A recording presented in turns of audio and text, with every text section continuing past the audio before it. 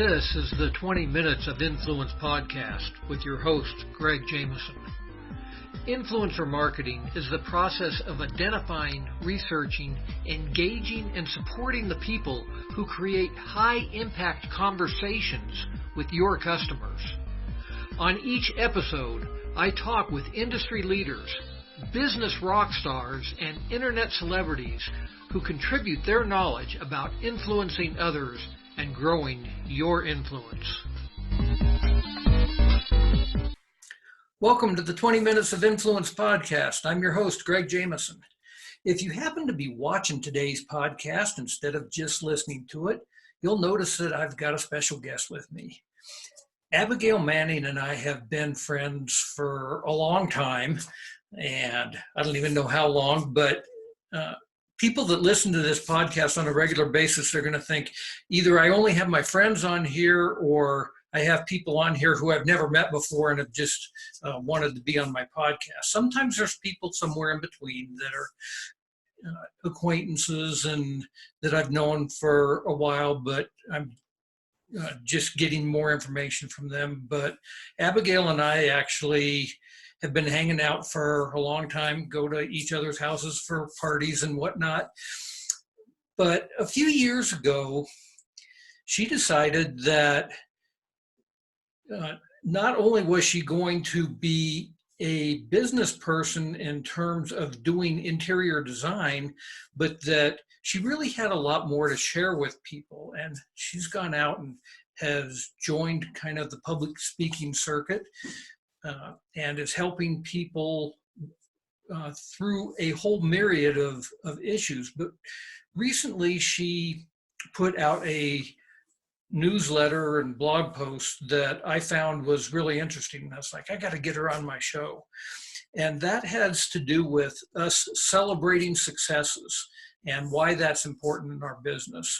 So I'm just going to kind of stop talking for a second there and say, welcome to the show, Abigail. I'm really excited that you're here, and go ahead and tell our listeners anything else you want about yourself. Well, fantastic. Thank you so much, Greg, for having me on your show.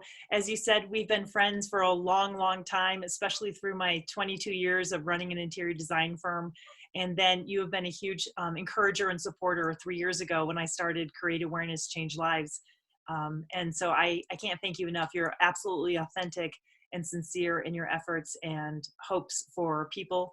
And that's why I also want to be here to help cheer you on, because you've cheered me on in the past. Well, thanks. So this whole idea here of us celebrating our successes, can you tell me a little bit more about what your thoughts are about that and why it's important?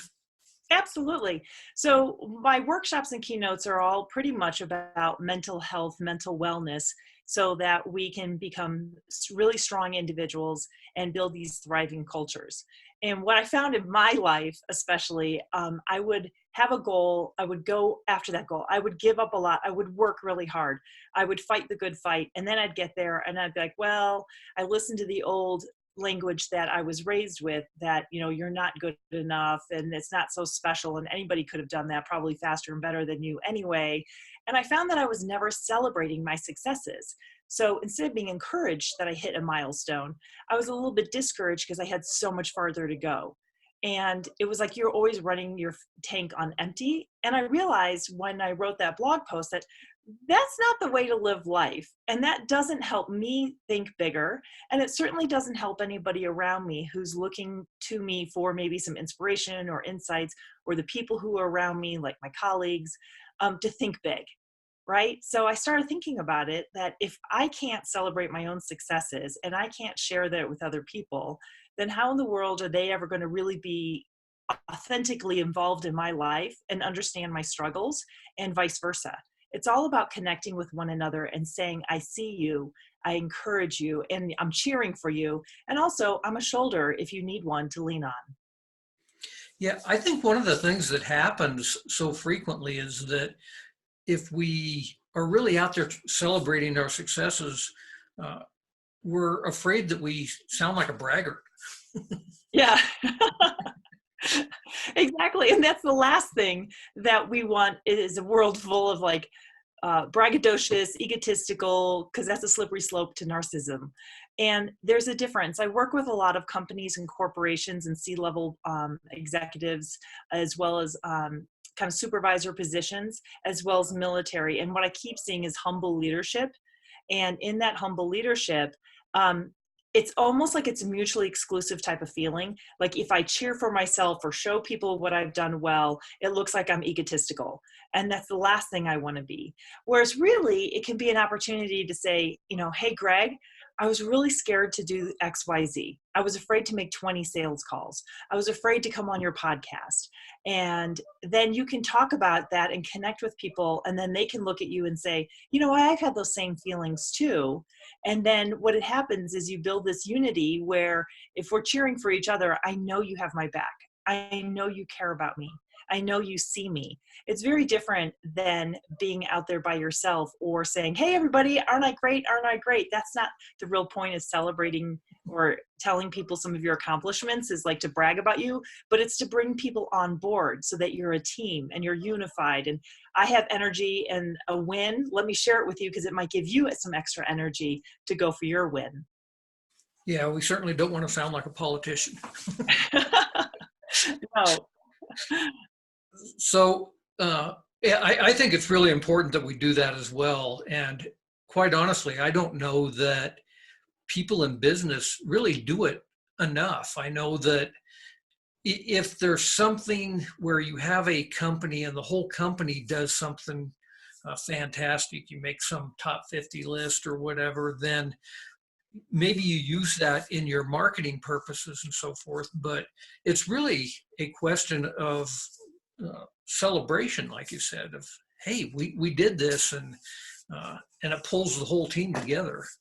Absolutely. And for me, mental fitness is really mental well-being, mental wellness is about two things. One, not feeling alone, not feeling isolated, but yet feeling unity and togetherness, and I have your back and I care about you. And the other is feeling defeated, feeling lack of hope. And if we can create optimism, and that's why I like celebrating, because it's the positive end of mental fitness. It is, we're in this together. You can give a quick acknowledgement to someone along the way who has helped you, or someone that supported you, or how it was a team effort.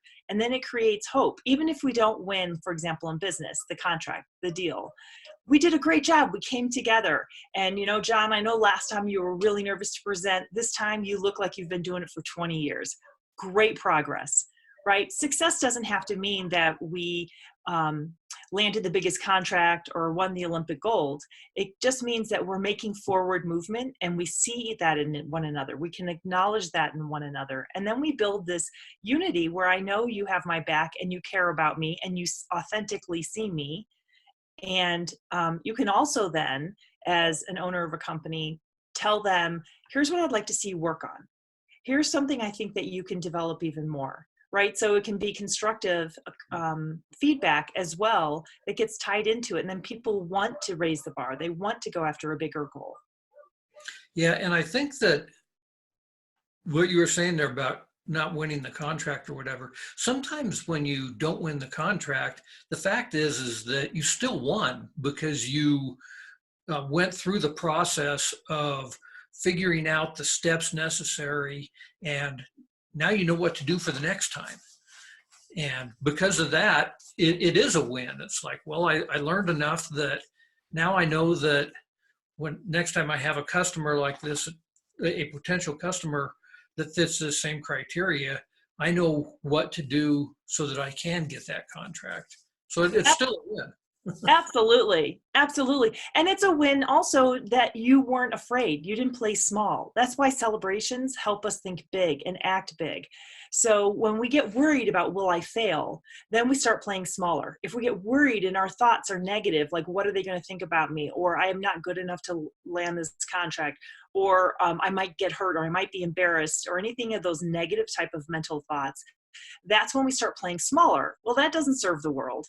So I know we both ski, And when my kids were little, I used to teach them when we were skiing, if you don't wipe out once, you're not skiing hard enough. Like, because they were afraid to fall. And so we went through the trees and I like fell a couple different times. And my son was like, well, are you okay? You're okay. And I just started laughing. And then he realized what was happening. He's like, it's okay if I fall, isn't it, Mom? I'm like, absolutely, it's okay. In fact, it's kind of fun. And then we started a snowball fight. But the point is to keep thinking big and not be devastated if we fail or don't make the mark, or listen to those negative thoughts. Listen to the positive thoughts over here instead. But now when I fall skiing, it hurts. Well, I no longer have the philosophy, if you don't wipe out once, you hard enough. Now it's you're brave, you're wise. I agree. So this whole thing here about honoring and celebrating your achievements, I think that rolls over into celebrating other people's achievements too. And when you do that, it helps to really build a stronger relationship. So Absolutely. Well, like, let's take the skiing example. I'm sorry, go ahead. yeah, I was just saying, go ahead and comment on how when you honor others' achievements, that it helps with the relationship.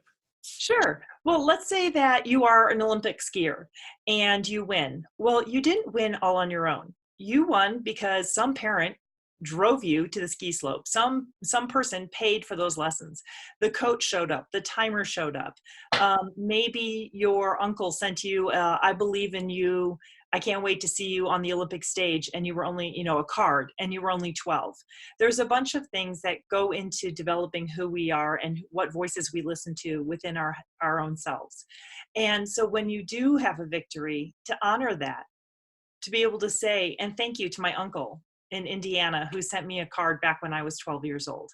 And it encourages other people then to write notes. For example, hey, I have a niece. Hey, I have a sister. Let me write them a note, because we don't send very many notes. I love sending handwritten notes of encouragement and congratulations and gratitude, because emails come and go, right? We just delete it, like, oh, that felt good for about a week, and then delete it. So many times people hold on to the cards of acknowledgement where you show how what they did made a difference in your life. And I think that's what celebrating is. When you recognize your accomplishments and who helped you get there, you help them continue to do that for other people. And anybody who watches it says, well, I want to be that kind of person. I want to encourage others. I didn't know that what I said mattered, but it really does. It all matters. I mean, your encouragement to me has made a real big difference in my life, to pick me up and make me keep going. Thanks. Yeah, it's true. So, yeah, I think that cards are huge. I know that I've got cards that I've held on to for years, and I think it's kind of the same thing like when we talk about why somebody should have a book, because when you give somebody a book instead of a business card, people don't throw books away, especially if you sign them. Right. A signed book, I've got a whole bookshelf full of signed books that I'll have till the day I die, because they mean something to me. That I met the person, they put their time and effort into writing the book. Even if you don't read the book, the fact is I do read books that people have signed over to me. But even if you don't read it, it's like somebody has given you a part of themselves, and you hold on to it because it's important. Right. And it's personal and it's tangible. It's a physical reminder that they have put their thoughts down. They've been brave to articulate their ideas of the world and their suggestions and recommendations and life lessons learned. And so you just even saying them, like, I've been talking about writing a book for quite a while, and I started it almost 3 years ago and put it in a drawer. I'll keep And encouraging you. and so you're encouraging me by honoring the people who have written a book and signed it. And I have done the same. You've given me a book that's signed, and I will always keep that. And in fact, all my books go in a special spot in my house, which I call the Zen Den. And it's just shelves of books and things that are important to me, that people have given me over time, that have believed in me and encouraged me and give me inspiration and hope.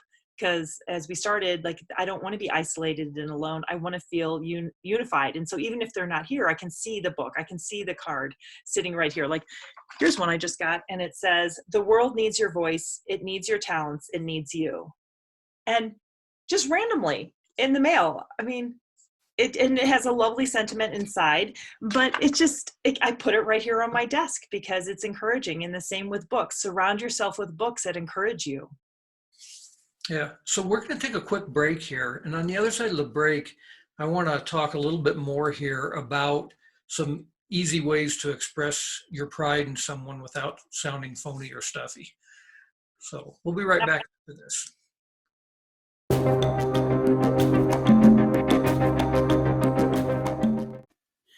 Hi, I'm Greg Jameson, the host of the 20 Minutes of Influence podcast.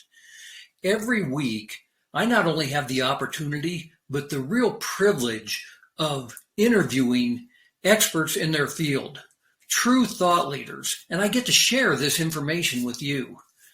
The purpose of this is really to help you sell more of your products and services online, which is the core premise of my primary business, Web Stores Limited.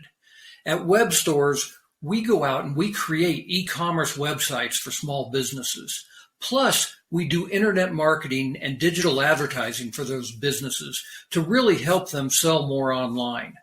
We have a whole number of resources and tools designed to help make this process easier for businesses, probably much like yours.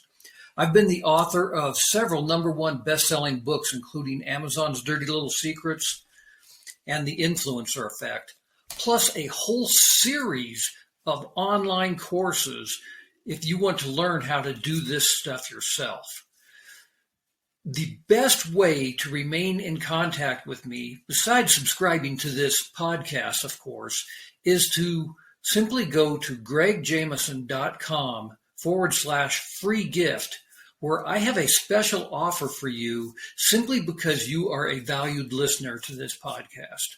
Thanks again, and now let's get back to today's episode.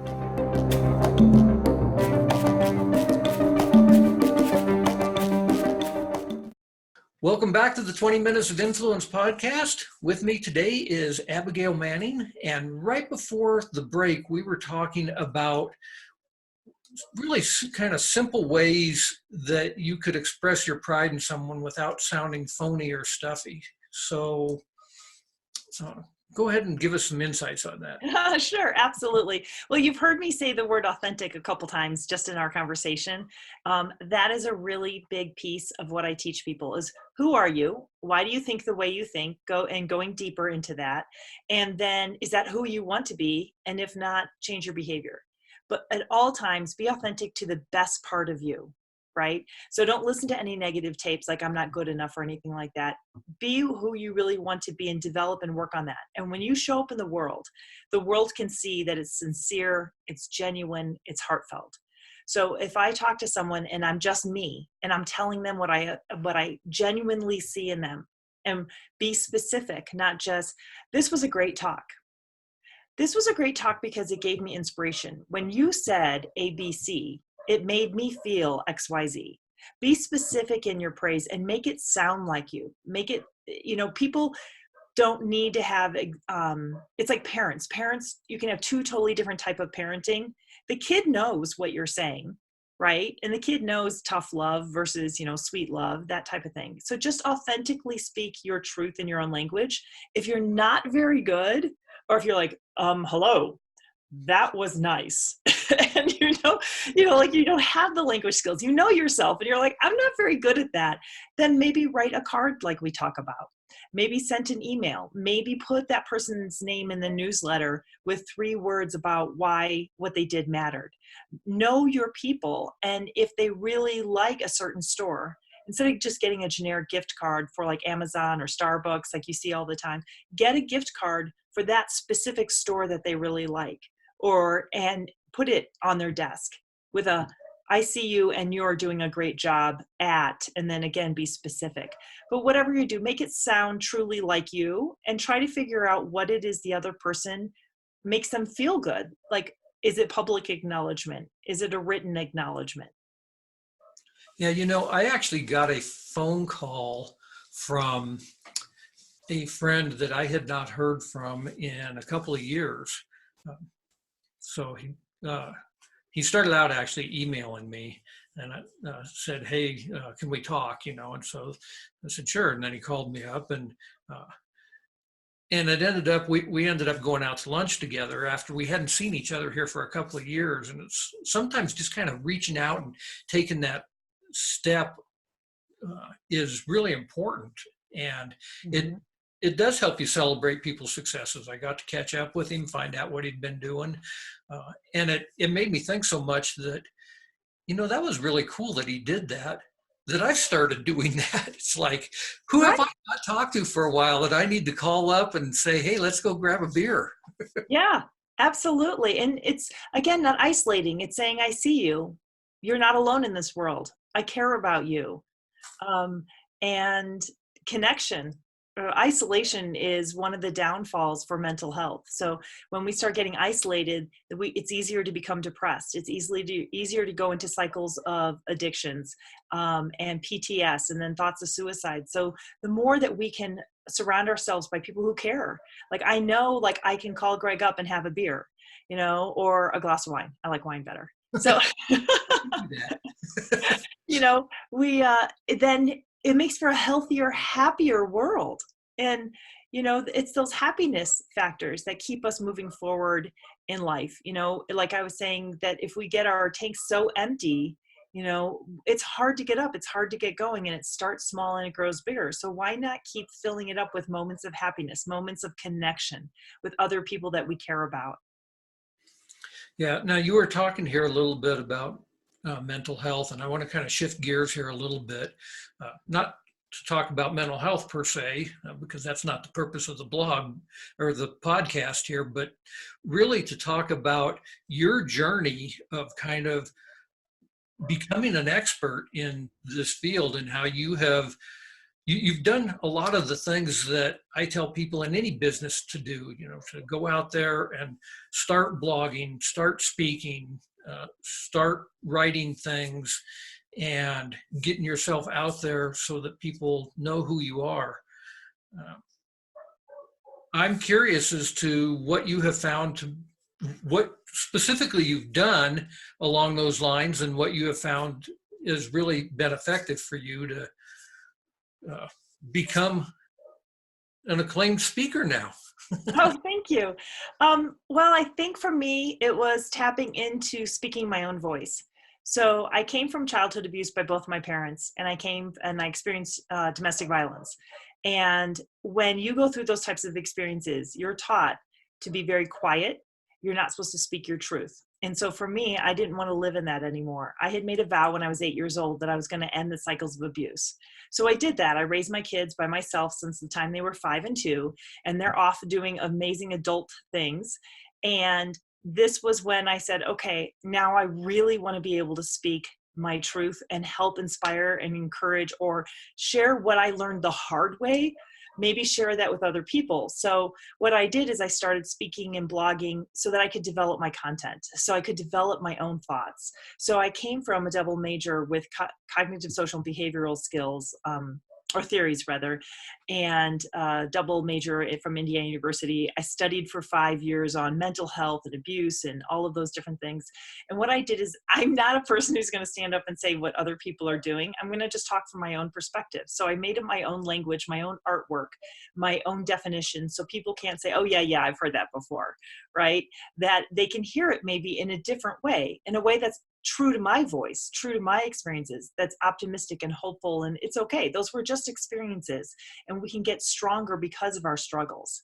And by speaking and doing podcasts and events and keynotes, I learned to develop and fine tune my message. And that's why I actually tabled my book for so long, because I really wanted to fine tune what the message was, what the content, what really authentically helped other people, what connected with people. And that way I can help make this a healthier, more productive and thriving world, one person at a time, or one workshop at a time, or one big keynote at a time. But it really helped not to lock myself into one niche, that I had to get this. I gave myself the time and the grace to figure out my own voice. Yeah, and what you said there, I think, is so important, regardless of what niche somebody finds themselves in. And that is speaking from your own experiences, whether you're doing public speaking or writing a blog or whatever, but coming at any issue from your own experience is the thing that's really important to whoever it is that's consuming your content. I heard this thing about people writing a cookbook. Well, there's already 10 bazillion cookbooks out there. Why would you ever write another cookbook? And the reason is because it's your cookbook. This is what you learned by being a cook and how you can make the world a better place, basically. So everybody needs to hear your experience, and that's what sets you apart. And so, congratulations, my friend. Thank you. It's been a tough journey for sure, but it's also been an incredibly rewarding journey when you take limitations off of yourself and you say, yeah, I'm not doing that. I'm going to go big, and then I'm going to go bigger. And that would be my advice in celebrating your own life is don't limit yourself. Think about if at the end of the day, what would be the biggest thing I can go after? And to tell someone you trust, tell someone I'm going to do this. When I first put my information on Facebook, that was the first place I went live with my company.